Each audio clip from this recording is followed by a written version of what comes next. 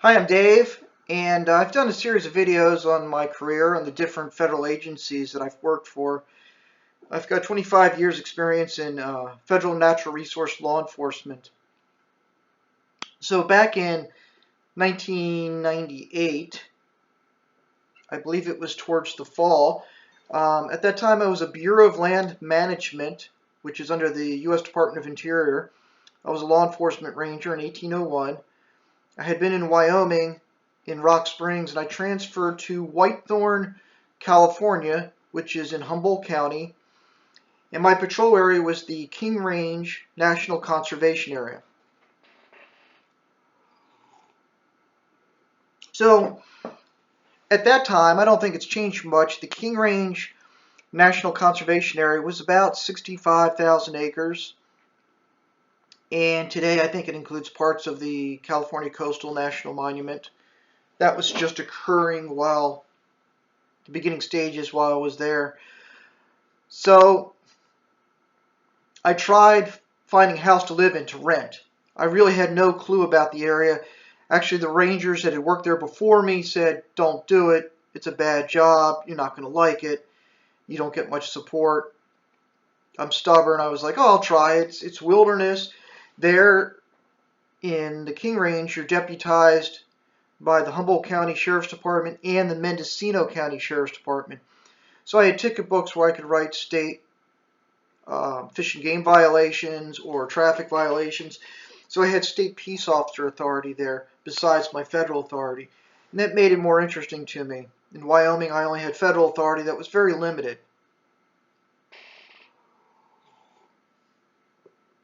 The King Range National Conservation Area is in the middle of the Emerald Triangle.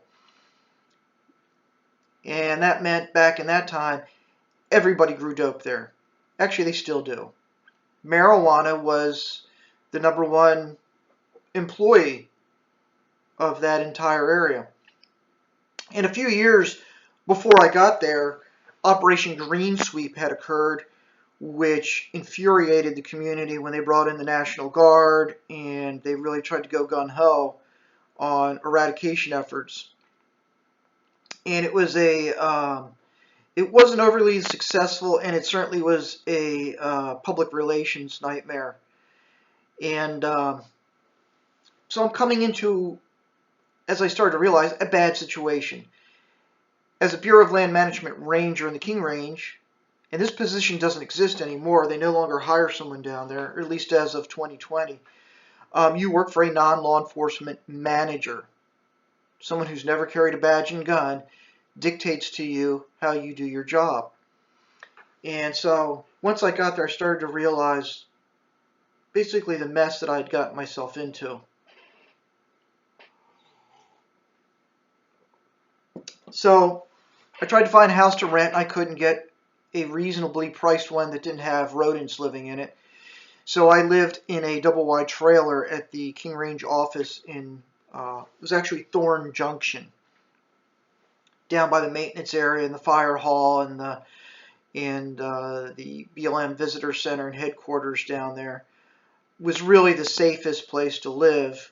It's a dangerous place. Everyone hates you. You're not going to have a social life down there. And it's a community of criminals. And some were better than others, but the fact is they were a community of lawbreakers. And one of the things I tried to do from the get-go was trying to explain to the community who I am. I'm different than who was here before. I said, if you grow marijuana on your own personal property, that's not my business. If I see it, I'm not going to stick my nose where it doesn't belong. But if you grow it on public lands, that becomes my business, and there's no excuse for it. There's none.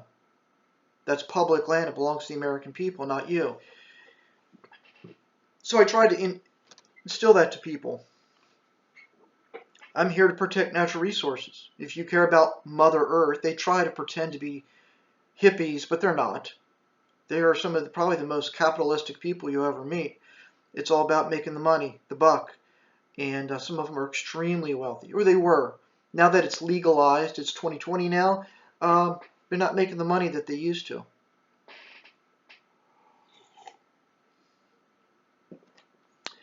But being a lawless area was not just about marijuana, it was about everything. The mentality was they didn't have to follow the law. And then you have a manager who says don't write tickets and don't upset the local community, and you have no support. And you're out there on your own. I was very fortunate. I worked with some good state and local law enforcement officers. The state game warden, his name was Larry. He's a legend. He's one of the best game wardens I've ever met. Very fortunate that I had a chance to work with him. Good deputy sheriff that they brought in eventually into Shelter Cove. For a while there, it was great having a deputy in Shelter Cove to work with and to ask for assistance and vice versa. But eventually, they made him basically a Garberville city cop because Garberville's unincorporated, so the sheriff's department patrols it. And so even though they had a deputy living in Shelter Cove that was a rural resident deputy, he also got brought in to do basically being a town cop in Garberville. And that left me out on my own. There were some CHP officers that rarely came out. One I got to know, really nice guy, but they didn't come out very often. Matter of fact, they had a policy that at night they had to come out 2 at a time. They couldn't send one out by themselves. So you're getting an idea that this is a dangerous place. There was no cell phone coverage back then. There was very little radio communications, and your backup is literally several hours away, if you're lucky to get backup. But there was a lot of interesting natural resource cases that I would get involved with. Commercial mushroom pickers, a lot of them Hmongs, and this is serious business on the Pacific Northwest. They make a lot of money off of matsutakis, which grew in the King Range. Nearby town Redway, they actually have commercial buyers that would take them down to San Francisco, and within a couple days they'd fly them out to China or Japan. These were high dollar mushrooms that were very valuable. So they had to get a permit to take them on BLM land, but they wouldn't get permits, and they were commercial operations. And some of them would have face paint on and camouflage and big giant 50-gallon garbage bags filled with mushrooms. This was a big deal. And so I did make some good commercial cases on them, and they're hard to catch. And in some areas, I never saw it in the King Range, but in some areas in the Pacific Northwest, mushroom hunters will kill each other if one goes into somebody else's territory. So the Forest Service really has their hands full, especially in Oregon and in Washington. Because I got there in the fall, late fall, early winter, people were cutting down small Douglas firs. So I see some chainsaws and some trees. They were using them to sell them for Christmas trees. And again, commercial operations, cutting down these juvenile Douglas firs. They could probably get, depending on where they went, at least $80, $90 or more for these trees. And so I did make some neat cases on that. Soon after I got there, it was very cold that winter. And in Whitethorn, which is probably 3,000 feet elevation maybe, it's pretty high up, it was like blizzard conditions. And like a big winter storm came through, literally a foot of snow. And Shelter Cove, meanwhile, is 60 degrees and sunny. 6 or 7 miles away, it's blizzard conditions, freezing cold with a foot of snow. And I remember one day, I was off that day, and I had to go to work because there were multiple car wrecks, and CHP and the Sheriff's Department couldn't come out, and I was it. And I was just like, I'm not going to let these people just freeze to death. So I had a Ford Expedition, put it in 4-wheel drive. My dog jumped in the truck with me, and off we went, rescuing people out of snowbanks. And a lot of times I couldn't get their car pulled out. I had a winch. A few of them I did. Some of them I was like, I can't do it. But you know what? I can either drive you into Garberville or I can take you back to Shelter Cove. But it was 4-wheel low and going really slow because it's steep. The road going into Shelter Cove from the top of the mountain down is this just switchbacks, and it's like literally like that. You put it in first gear literally first gear on an automatic, and you just go down really, really slow. It's that steep. So that snowstorm was certainly interesting. The next spring, I was dealing with a lot of people. You'd find signs where people were starting to set up marijuana grows. They were everywhere. And as summer came along, I would see that even more. Is that, I remember stopping one day. I had to pee. Pulled off to the side of the road, walk in the woods, and I'm doing my thing, and I'm looking around like I'm in the middle of a grow. There's 15, 20 plants and buckets in this wetlands marsh along Bear Creek, and it was just like, and I'd start to realize it wasn't real hard to find them.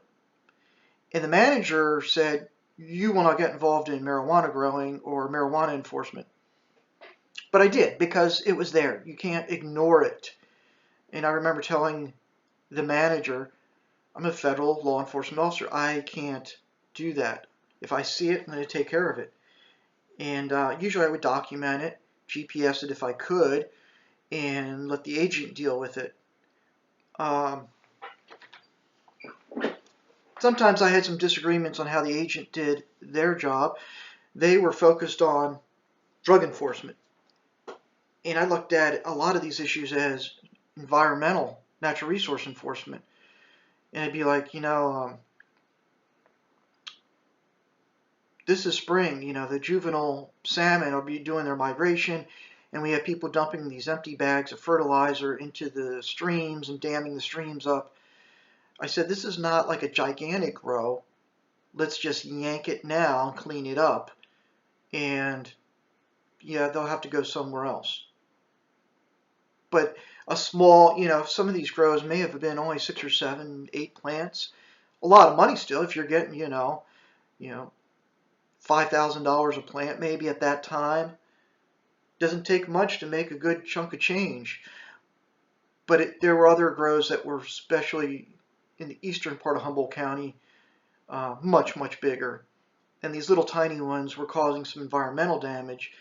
I found stuff with chicken wire where I found one grow one year where deer had gotten their antlers stuck into the chicken wire and it had died. Dead ravens because they put pesticides out. They were doing some really bad things, damming up salmon streams, dumping fertilizer bags and potting soil bags and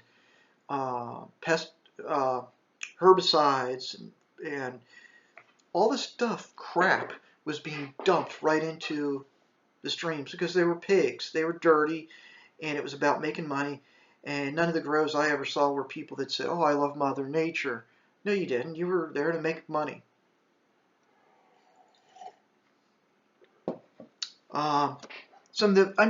It was a busy place. Sometimes it got slow. Once I had heard that there were some people bear hunting up near Kings Peak, and I knew that there was they said there was an old hunting cabin. People were staying there to bear hunt.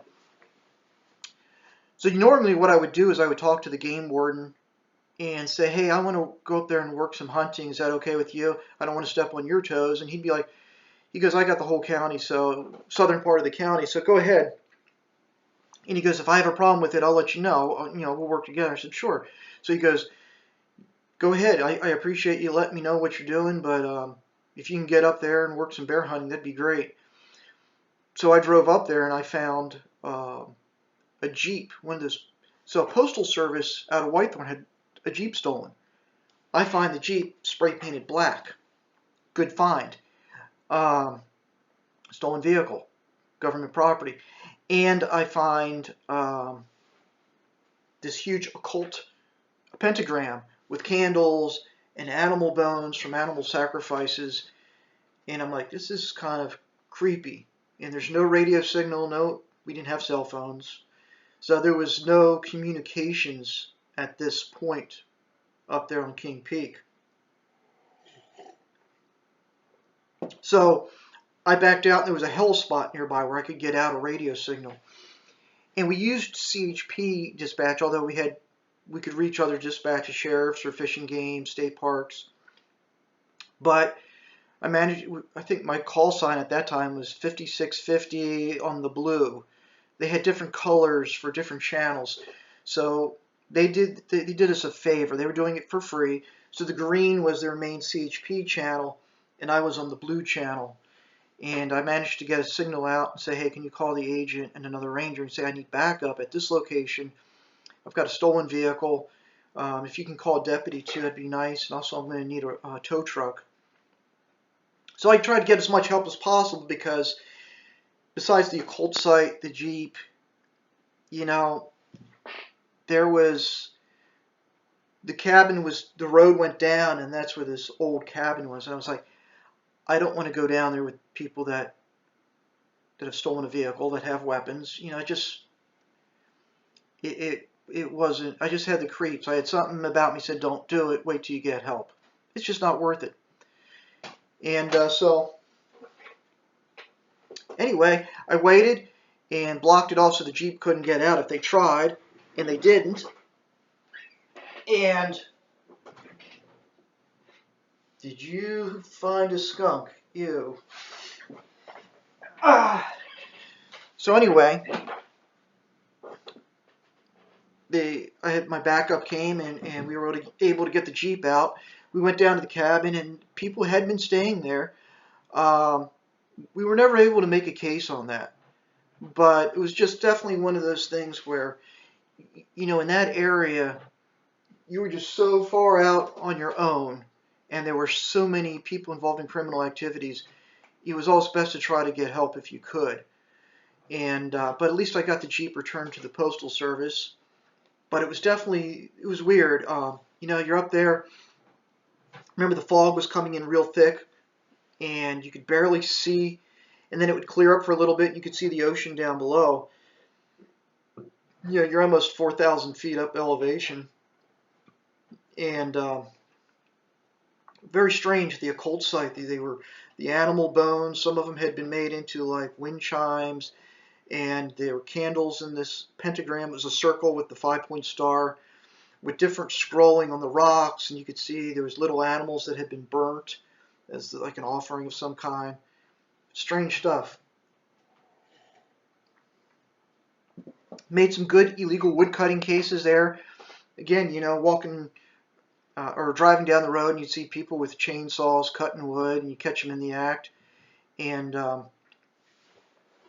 you know, there was one time I had 3 or 4 guys. They were all cutting wood down, and so what I would do is, and they were cutting down live trees, which I don't know why they would do that, but what I would get them to do is I'd say, put your chainsaws in the back of my vehicle. I would take their IDs, and some of these places I made stops where there was no contact with dispatch. So I'd say, here's the deal. I had their chainsaws. I took pictures of the trees. I'd say, drive to Garberville. That's where to the sheriff's department. And I'll give you your driver's license there. Okay? And I walked back, you know, backwards, walking back carefully to my truck. Expedition turned around and went. And, you know, an hour and a half later, they showed up.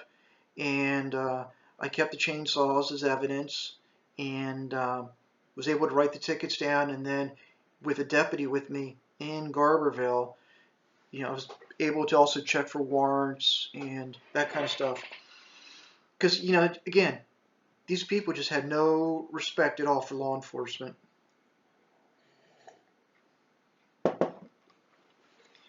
I had some good dumping cases. There was one where I found contractors in Shelter Cove, which was a sketchy little community in the first place. A lot of those homes were probably not built legally. But on BLM, you'd find just garbage. Drywall and wood and paneling and vinyl sidings and carpet. Contractors would just dump their garbage out there. But if I could get some wood painted, outside wood like planks for the house, I would drive around for an hour or 2 hours, driving real slow and be like, oh, and I'd pick up the wood and like, oh yeah, and I'd go to the house and I'd see a contractor working on it. I said, what do you notice? This wood looks like the wood on your home here that you're working on. Yeah, well, what's the deal? Well, this and a bunch of garbage was dumped on BLM. And he, in the contract, oh, F you, I didn't do that. You can't. I said, okay, I can match the paint samples to the paint on your house. I can get a warrant. And if I have to do that, it could be $5,000, $10,000 fine. Or if you admit to it, $400 fine, and you go clean the mess up. So it's your choice. How do you want to handle this? And they said, yeah, okay, yeah, I dumped it. I'll get it cleaned up. I said, you get it cleaned up and you're going to go to the dump, and I want to see a receipt from the dump when you do it. And I'll give you 2 days to do it. And I got his information, everything. And I made some good cases where people just, could I match it? Like, not DNA, but could I match the paint with the paint? I think you could. It would cost a lot of money, but are we allowed to BS people? Of course we can. And, when they realized, wow, I did it, he caught me, and I could pay a big fine, they decided to clean it up. And that was normally, a lot of times, the best I could do. During my stay in the King Range, I got like 8 vehicles, dumped junk vehicles, removed that way. Just by, it takes a lot of time. You got to find out who the last registered owner was. And then you lie to them. You say, here's the deal, you can either remove the car and I'll give you, $200 fine, or you leave it there and I have to get it removed and I'll come after you for $5,000 fine. And guess what? It was almost within a day or two. They would remove the cars and they'd probably dump them somewhere else on a county road somewhere. But I got it off BLM. And so removing 8 vehicles in a couple of years in the King Range, I felt that was a good deal. Nobody wants junk cars all over the place, busted windows, and because that's what happens there. Once a car is disabled, the locals smash the windows and take the tires, and then you got a real eyesore on a really beautiful public land area. I made some good state fishing cases along the coast. There were different pull-outs where people would fish off the rocks in the ocean, Cabazon, Greenling.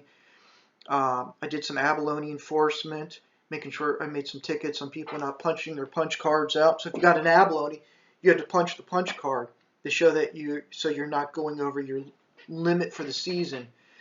They don't have abalone season anymore, but the red abalone was very big in Sheltered Cove. And people would come out, and I'd watch them get the abalone, carry it, put it in the bag, the whole thing. And then as they came up and they'd get in their vehicle, at that point I'd stop them and, hey, how you doing? I watched you get an abalone. Can I take a look at it? I measured. I had an abalone gauge, making sure that it was, I forgot what it was, 8, 9 inches at the time, I think. And they said, can I see your punch card?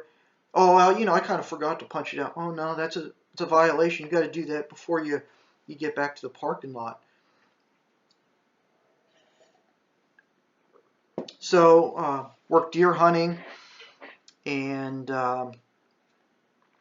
with the game warden, we hiked into a Hmong hunting camp way out in the middle of nowhere, like backside of King Peak. We had to hike in quite a few miles. Game warden Larry had been in Vietnam, and so he was like, yeah, this reminds me of Nam. The Hmongs, they're mountain people from Laos, I believe. And they came to the United States because when we left Vietnam, they had helped us. And when we left them, the communists wanted to kill them. So we had to bring them to our country. And these people were amazing. This was my really first introduction to the Hmong people. And literally during hunting season, a lot of white guys with all their Cabello and LL Bean gear and the best rifles, they'd be like, yeah, this isn't very good hunting. And while they're saying this, here comes a Hmong hunter in short pants, flip-flops, smoking a cigarette, short people, with a gun with duct tape around it, not even a scope, with a big giant, 8-point deer. And the deer aren't real big there. They're coastal blacktail, but they managed to get the good ones. Well, we went in this hunting camp because there had been a tip that they were up there, and what they would do is they get 2 or 3 guys making noises with radios, walkie-talkies, yelling and screaming to get the deer to run down the draws, these little ravines, and then they have a bunch of guys down at the bottom just blasting them, bam, bam, bam, bam, bam, and going at it. So the game warden was able to make some good cases. They had squirrel meat hanging up everywhere, and they were kind of shocked that we had hiked in so far to find them in their camp. So he did make some good fish and game cases there. I enjoyed being out there and helping them out on that. Um, there's no radio, there's no cell phone. When you go into these kind of places, it's wilderness, and you're on your own. And you know, you have to be stern. You're the law, but you also have to be, nice with people too. It's a hard thing to explain because it's not like a city cop where you've got backup within 2 minutes maybe. Where me and this game warden went, um, zero backup ever. There's no way to get out on radio, and even if you could get out on radio, you're talking, you know, somebody running code 80 miles on dirt roads, 2 tracks and 4-wheel drive, and it would take hours and hours if they could even find you, or if they had to come in by helicopter. It's that remote. It's isolated there. The King Range had the nickname the Lost Coast. So King Peak is 4,000 foot right on the ocean. So it goes from sea level to 4,000 feet, straight up almost. And it's so rugged that when they were putting in Highway 1 that runs through like Mendocino and Fort Bragg, it had to curve inland. They couldn't run a road through there because it's major road because it's just that steep. Only tiny little roads going from east to west, Shelter Cove Road. And so it's just this isolated area that time has forgotten, and outlaws, and to be law enforcement there, you have to be a very different kind of person. You couldn't put a street cop in there or you'd be killed the first day. This was like, sometimes you had to be nice to people that were criminals, because you knew that if you were fair and try to be decent with them, that if something ever bad happened, that they would help you. And there were people like that I knew that were criminals, but they were pretty decent, and I respected them, they respected me, and it was like, if something ever bad happened, I ever got hurt, I believe they would probably help me out, because they thought, hey, Dave's a pretty nice guy. And when we had people from other areas, some of the other rangers that worked out of the Arcata office or other locations that would come and work in the King Range occasionally, I don't think they ever comprehended that you had to get along with these people. And you could still write tickets, you could still be making good cases, but you had to get along with them, and you had to be fair. And so that means sometimes if somebody dumped garbage, there was one time where a young lady did house cleaning, and she wasn't taking garbage to the dump, she was dumping it on BLM. I called her. I knew she didn't have any money, and I was like, look, I have to eat all this garbage you threw on public land. This is wrong. I can write you hundreds of dollars in tickets, or you're going to go up there right now, this moment, and you're going to clean it up. Those are your options. And she went up there and she cleaned it up. And I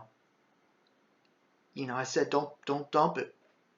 Take it to the dump. And she was like, I don't have the money. I said, you can find somebody that can help you. I'm sure there's somebody out there, one of those environmental groups down there. Just tell them you've got this trash and you got to dump it, and you got in trouble for dumping it on BLM. One dumping case I made, and the manager got mad at me, was a local concrete company. They're a cement mixer, those big trucks with that spins, makes concrete and cement, broke down. So they drove up in several locations on the side of a road that went through solid BLM, and they just dumped the cement, made these huge piles that's hardened. And so I wrote them up. It was a couple $100. Management's like, you can't write them a ticket. The community really likes them, and we don't want to upset the community. I say, what they did was wrong. They dumped concrete. Do you know how much money it would take to get that concrete out of there? It's dried, and I'm telling them they got to get it out. They got to write the tickets. Management fought me. They said, well, we're not going to make them clean it up. It's just in the woods. It's no big deal. Well, I still wrote them a ticket. But this was the mentality that I was dealing with. Another good case that I really liked working on, I had gotten a report from hunters up on Prosper Ridge near the mouth of the Mattole. The Chambers Cabin's a very well photographed site with these two barns looking out at the ocean and the mouth of the Mattole River. It's beautiful. But two bow hunters had been shot at by somebody. And what I believe it was is they had gotten into his grow. You had rippers that would go and steal marijuana from other people. And in that area, it's kind of thin in some places. So there was private property where people grew marijuana. But they mentioned the truck was different, painted different colors, primers, had a big giant dog that looked like a wolf, man with a young woman with like Rasta hair, and he shot at him. It was a very good description. And so, I started just driving around looking for somebody matching that in the Petrolia area, the Honeydew area. And I saw, parked way back in this kind of little weird, funky house, a truck matching that description, and a big, huge husky dog, or Malamute of some kind, that could have looked like a wolf. And I said, bingo. And then a girl came out, blonde hair with Rasta, the dreadlocks. I said, this is it. So I got a deputy sheriff on the radio. I said, I need some backup. And we went in there and we interviewed them. And they said, oh, no, I didn't do that. I don't go up there. And I don't. And I said, this is the information I got. I said, you don't have any weapons here? I said, none at all. No rifles. No, I would never do that. And I said, okay. I said, look, I'm watching you. You're under investigation. Day and night, I'm going to keep an eye on you. Okay? I know what you're up to.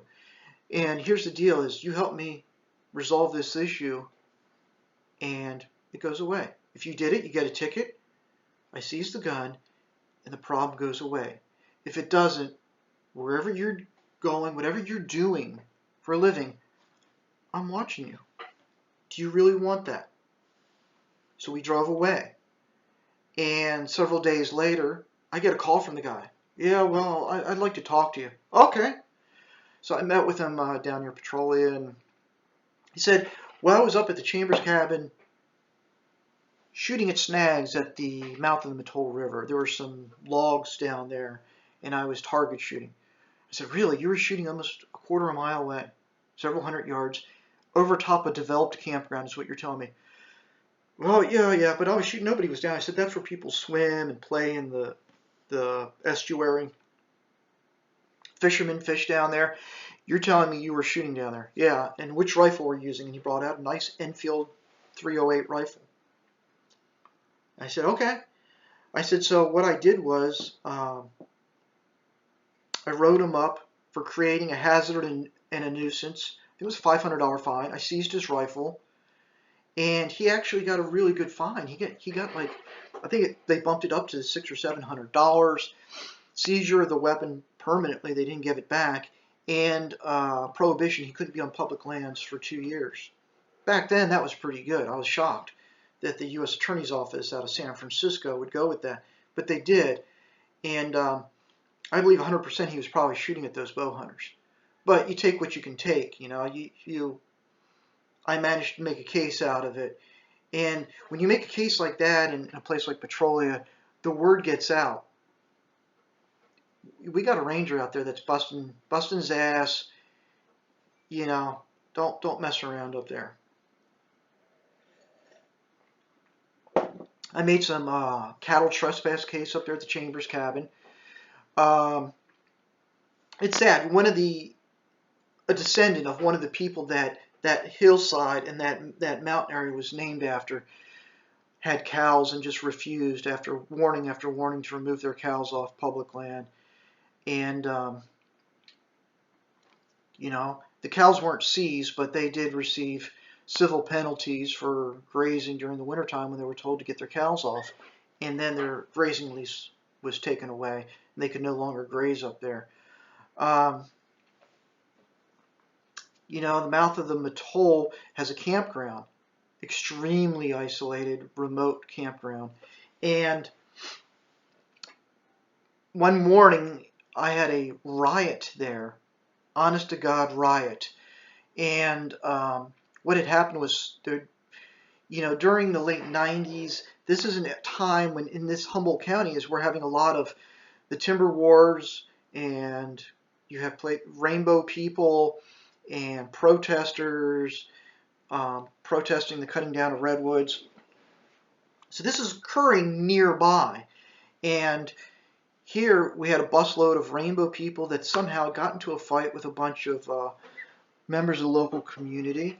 And we're talking about over 25 people going at it. And as I pull into the campground, I'm like, oh my God, this is insane. They have chains, and somebody had a knife and clubs, and they're like, and running up, punching and jumping back and throwing rocks. And campers, there were families there, and they were freaked out.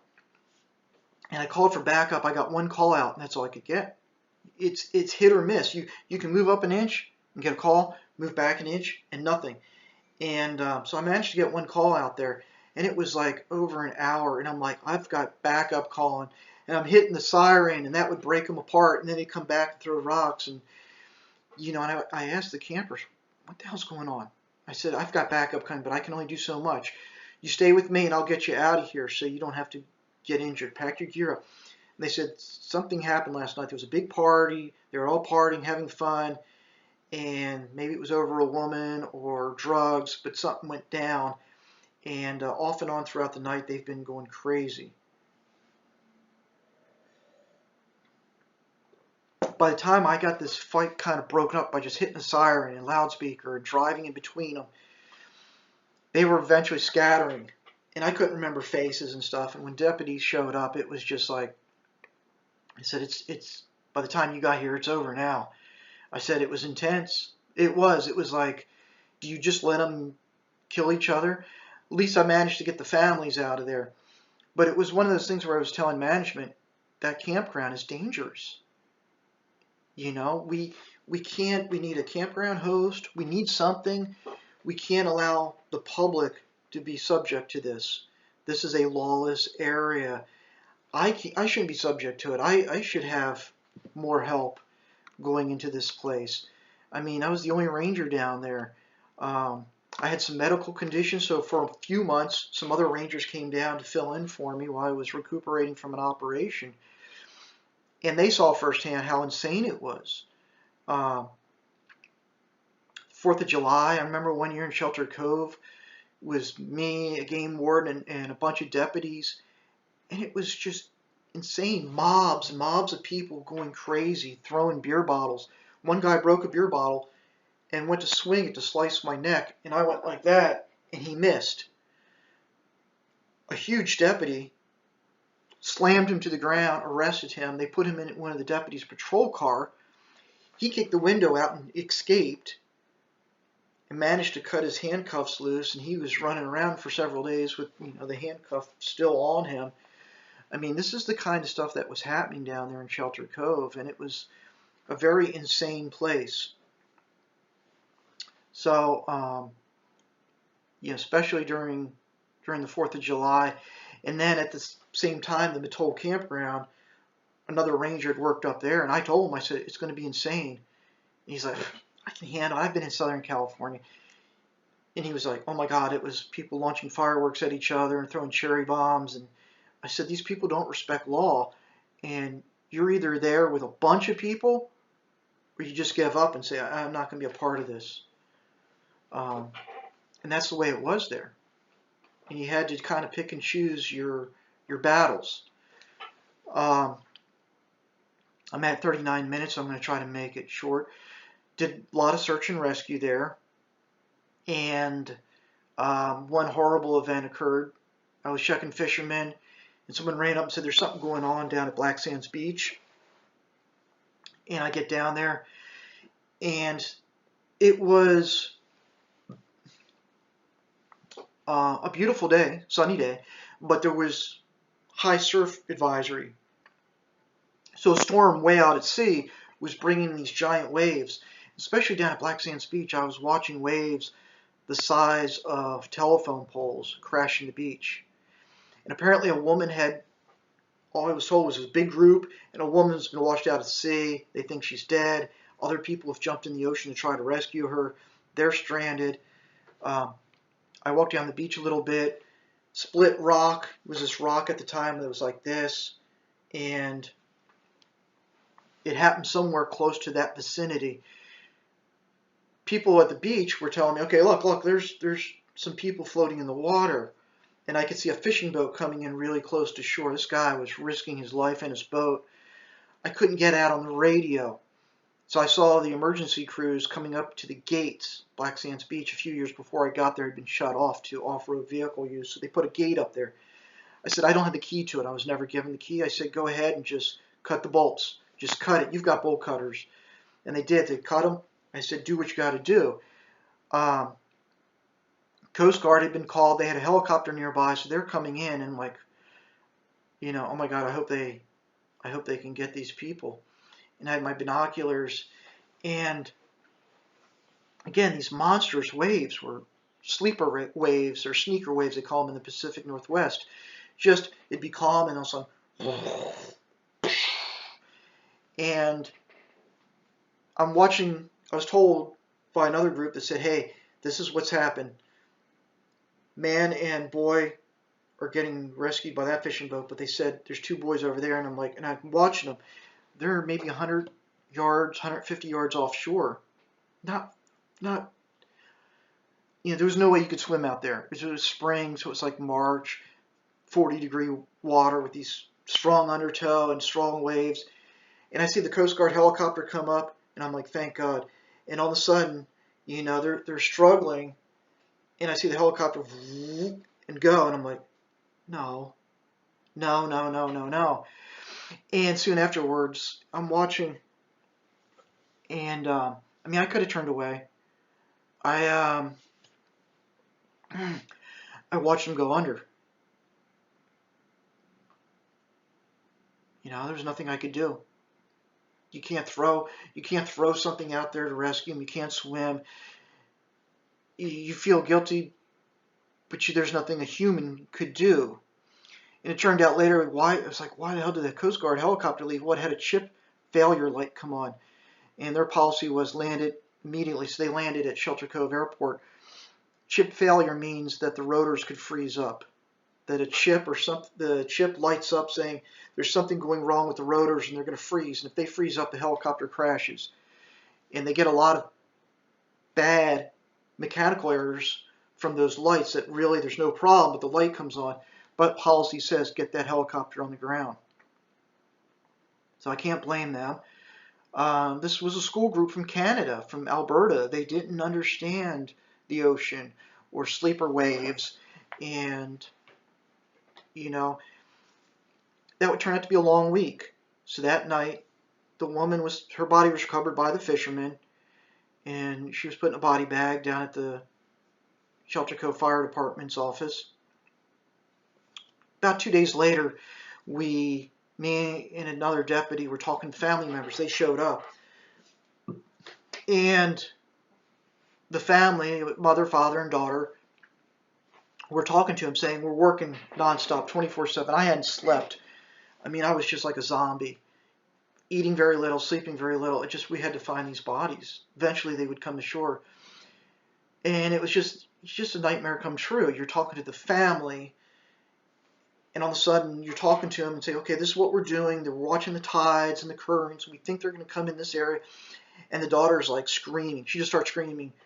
And I turned and I'm like, oh God, no. The body rolled up just as they were there. The daughter's running down, and I'm telling the parents, we got to check to see what this is. Please get your daughter. We can't have her coming down there. Please, can you control your daughter? We need you to go away. And we will be in touch with you. Go down to the fire station. I promise we will explain everything, but just we got to deal with this. And they did. And it was me, a deputy, and the coroner. And we went down there, and I'll be honest, I am being 100% honest with you. I was throwing up. I'm not going to go into details in case any of the family ever watches this. I'm a human. There's certain things that you see in law enforcement that most people never see. You don't understand. Somebody being in the ocean for a while is not pleasant. I puked for a while, and finally the deputy's like, any day now, we got to get this done. And he's like, come on, get it together. And, I was like, and the coroner was like, I think he pulled out a thing of Vaseline. It's like, go ahead, Dave, put it on your nose, under your nose, do it. And he goes, you're going to be all right. Come on, let's do it. And I know the coroner. I'd helped him with many body recoveries down there. We got the body in the body bag, and we had the father do the ID, and the next day I had some time off. Somebody relieved me, and another body came up from the other boy. That was a very difficult time. Again, in law enforcement, you will see things, you will smell things, you will have to touch things that no human should ever have to deal with. And these will give you nightmares for the rest of your life. It doesn't go away. I'm talking about an event that happened, it's 2020, that happened like in 98, 99, and I'll never forget it. And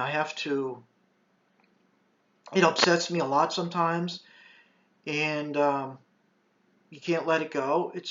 Matter of fact, I was one of the first BLM Rangers. Soon after that, I got into an argument with the manager. I said, do you understand the crap I just went through for a week that you will never have to deal with? You will never understand. Do you know how that makes me feel?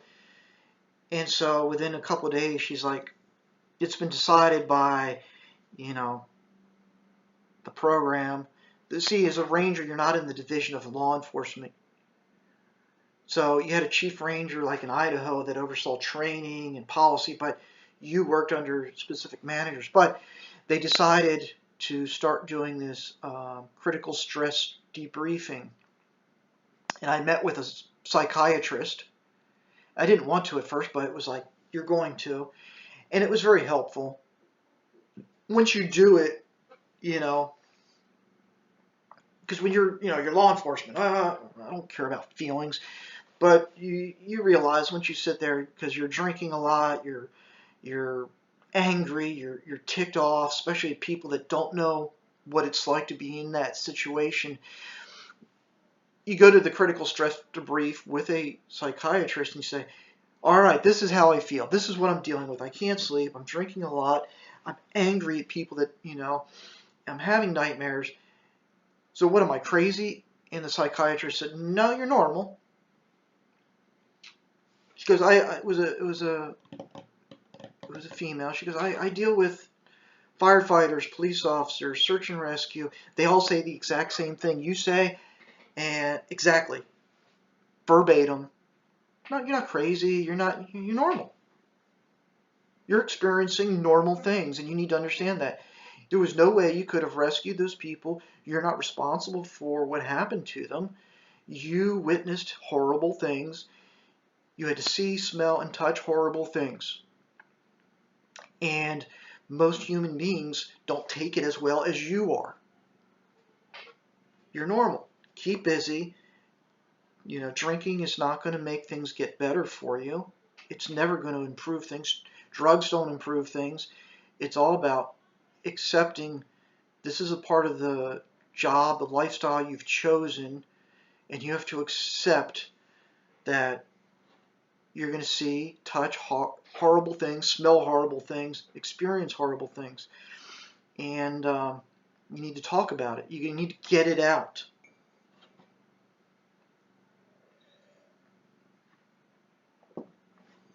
So, this job, once in a while I did backpack patrols out into, starting from Black Sands Beach and go out to Big Flat. I didn't find a lot of violations doing that. Most of the crime occurred where the roads were, where people were driving. I remember once driving and seeing a guy drive a dirt bike, a young guy drive a dirt bike, and put on the lights and sirens, and I went after him. And, chase going down dirt roads. It was stupid. I shouldn't have done it, but, back then you did it. He drove into a one-way area where there was a gate, slid his bike, and took off running. And I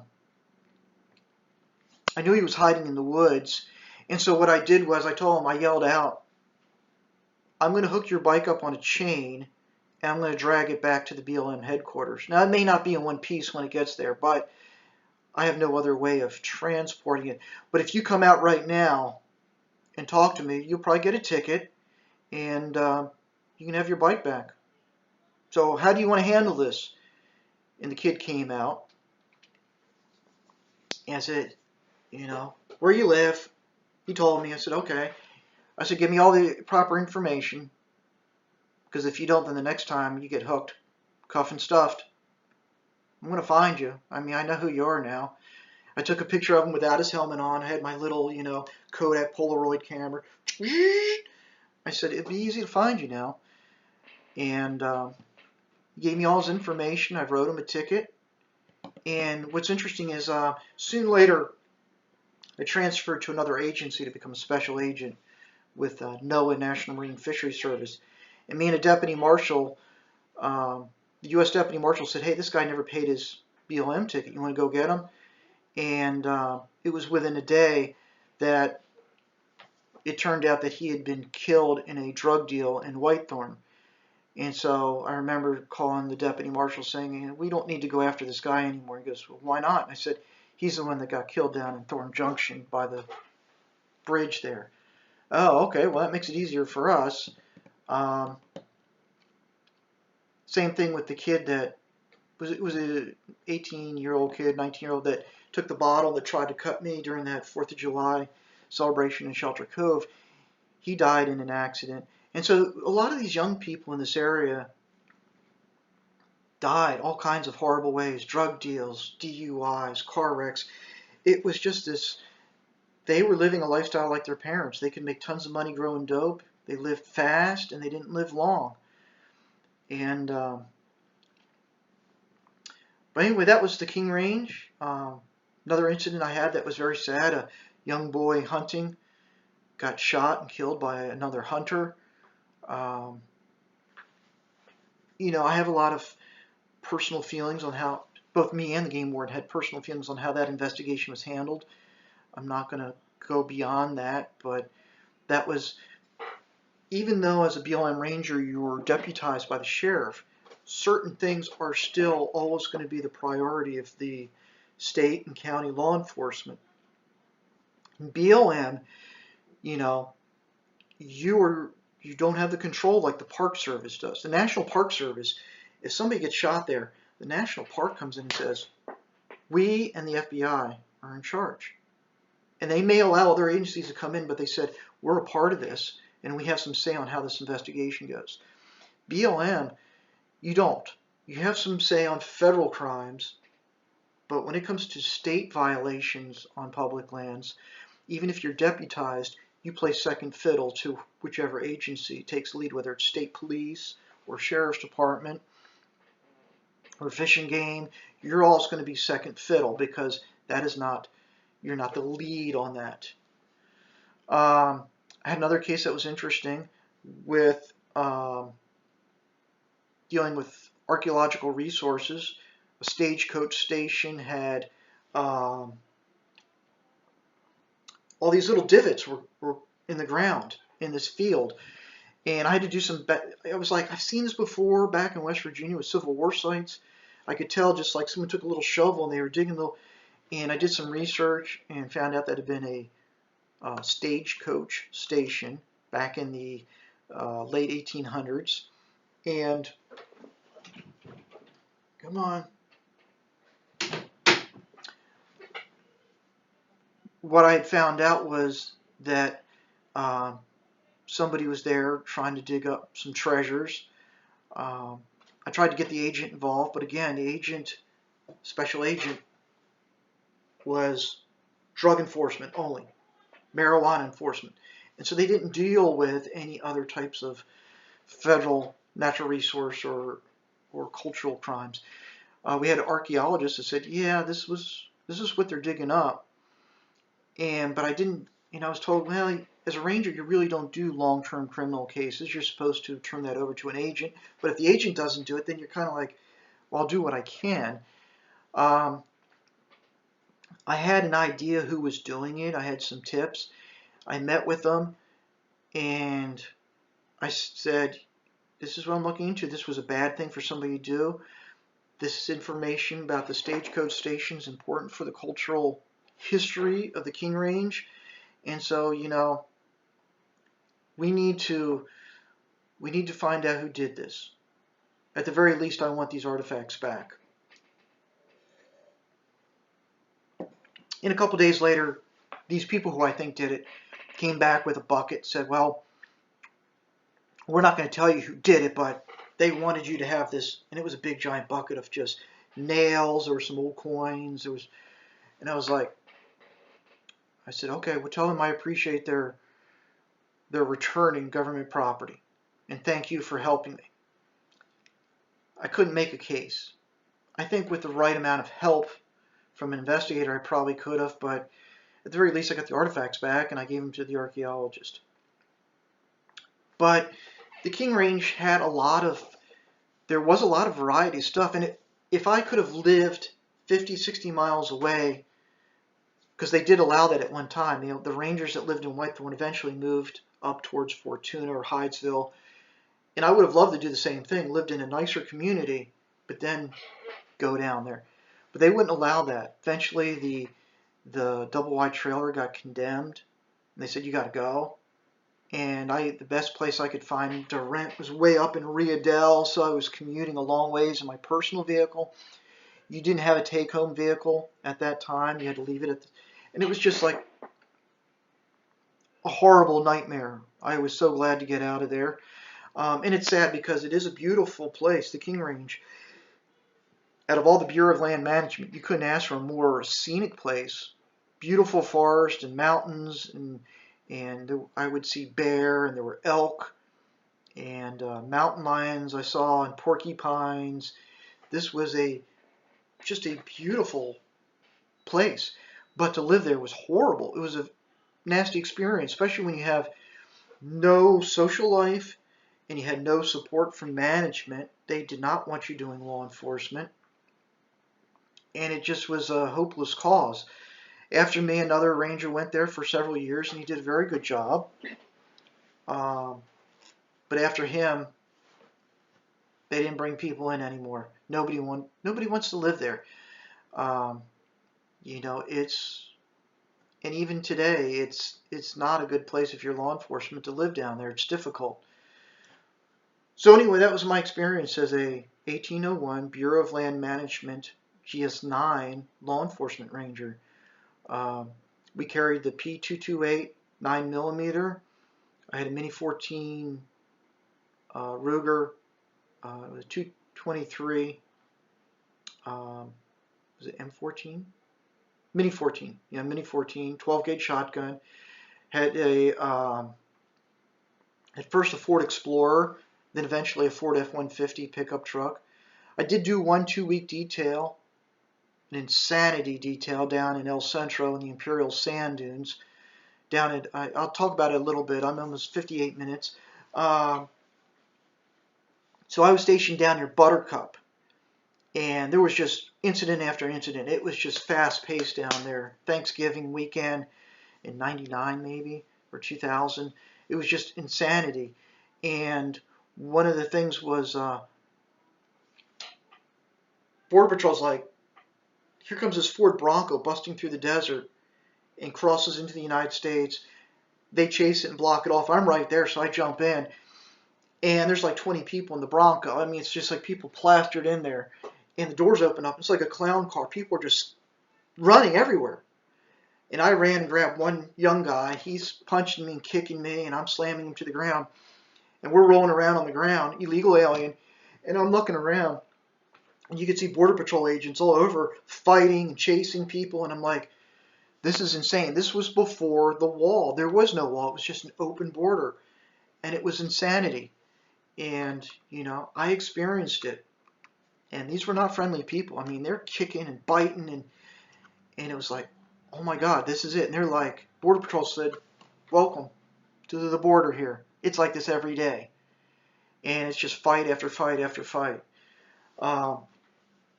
One day when I was there, Border Patrol stopped me and said, hey, follow us. We need you. It was me and another ranger. And we drive south. And I mean, we drive south. And they had big stone monument markers. And we pass it. I'm like, oh my God, we're not in the United States anymore. We go almost a mile into Mexico, and it was an American citizen who wrecked her three-wheeler. She was unconscious, and she had blood coming out of her nose. And the other ranger had a pickup truck, and I'm grabbing, first aid stuff, and basically Border Patrol, there was 3 other BP officers that have their trucks up.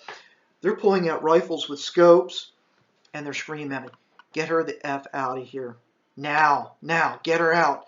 We're going to have a gunfight with the Mexican federales if they find us. She's going to die out here if they take her.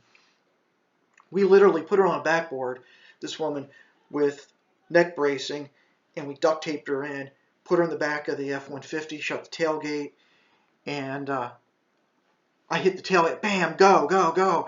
I get in mine, and the Border Patrol jumps in their trucks, and we drive back to the United States. And we got back, and she was life flight from Yuma came out to get her. And I wrote a report on it. It happened. I'm not going to, And I remember the SAC, the special agent in charge, even though I didn't work for him, he oversaw this big program down there in El Centro. You got to think about 80,000 people with, at that time, it was maybe 25 rangers and a few agents dealing with this insanity of off-road vehicles, dune buggies, sand rails, drunks, parties out in the desert. But I remember him reading the report and just ripping it up. And he's like, you did something terrible, very wrong. You did it for a right cause. Just get out of my sight. Don't ever bring this up again. It never happened. I understand why you did it. It was for a good cause. You did something right, but you did something very bad. And hopefully we don't have an international incident over this. Just get out of my sight. I don't want to talk to you about this. So it never happened, but it did happen. Now there's a wall there, I believe, and so that insanity doesn't quite exist. I saw things there. One night working there, in giant letters on a sand dune way in the distance, the N-word burning in fire that you could see for miles, white supremacist using gasoline or some sort of oil, whatever, wrote it in the sand dune, lit it on fire, and you're seeing from miles away. You couldn't get to where they were at night. I had no clue how to even get there, because you don't want to drive too far into the dunes at night because you could wreck easily. These are 1,000-foot sand dunes with huge drop-offs, but you're just like, this is crazy. And it was one thing after another, and then it was a huge fire that was intense, like you could barely look into it. People burning mag fires. Volkswagen engines had magnesium. They lit them on fire, and you can't put it out. It was so intense it would make the sand like a glass. So they were burning mag fires. At one point, I had to take a leak, and I was standing on metal, and it turned out it was a stolen vehicle that had been buried in the dunes. There were drag races, and somebody almost crashed into a crowd, and we were it was me and a Forest Service officer, a female officer from the Cleveland National Forest. She was working there, and some other Beyond Rangers. We had to take the kids out of this guy's SUV because he almost crashed in the crowd, and beer bottles are being thrown, and it's like this giant, thousands of people were swarming us, and she's hitting the siren to get people to back away, and the female officer was like, we're going to take this guy away, we're going to arrest him. let us get the kids out. Please don't hurt the kids. They're innocent. We're trying to help you get this person. He was drunk, and so they would race these SUVs down this straightaway on this top of the sand dune like a plateau. And at that point, uh, he must have veered off into the crowd, and he was drunk, and he had children. We got the kids. We put them in our SUVs, got them out of there, and the other ranger got the drunk out. And as we left, you could just see the vehicle rocking, and who knows whatever happened to it, but we got the person out of the way. But it was this uncontrollable insanity there. The Imperial sand dunes, from Glamis, Buttercup, um, there's no law there. And I don't know if things have improved or not, but at that time, there were so few of us, and there was just, I wrote maybe 8 tickets for some off-road vehicle violations, but at some point it was like, it doesn't matter. Just keeping people safe was more important than writing tickets and getting, like, hey, I wrote this many tickets. It got to the point where it was just like, I don't care about tickets anymore. You pull someone over, and it's like, dude, you don't have a helmet on. Come on. Here's the deal. I can write you a ticket, or here's your ID. Give me your ID. Okay, I'm going to be here for the next hour in this area. Come back with a helmet on, or I'm going to send this ticket out.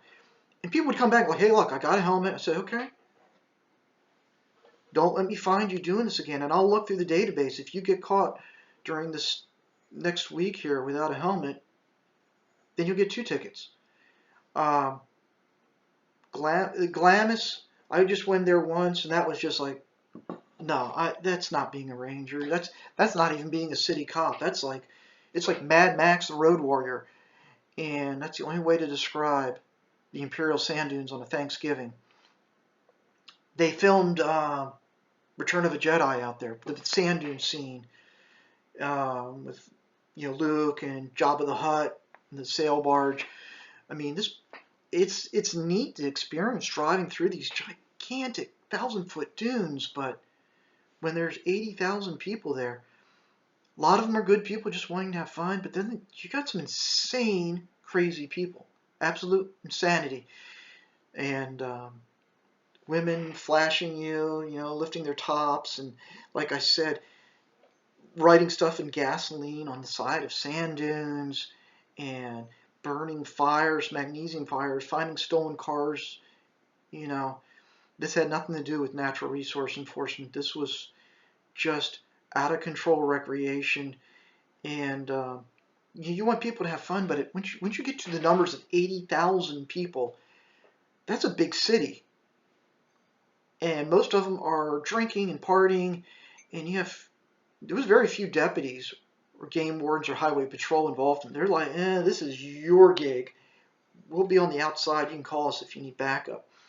This was at that time, and it got to the point where BLM rangers didn't want to go there because it was so crazy, so they were forcing rangers from all over to go to this place. If you've never worked there, you'll never understand the insanity of the Imperial sand dunes. But I was glad to get out of the BLM, the Bureau of Land Management. I got some really good experience. It helped me with my new career as a special agent. But without being part of a law enforcement division, you work for somebody that could say, don't write a ticket, don't do this, don't do that.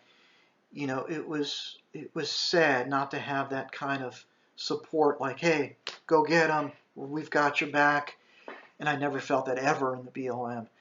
And like I said, now my old job doesn't exist. It hasn't for a while. They can't get people to want to stay there for any length of time. It's a miserable place.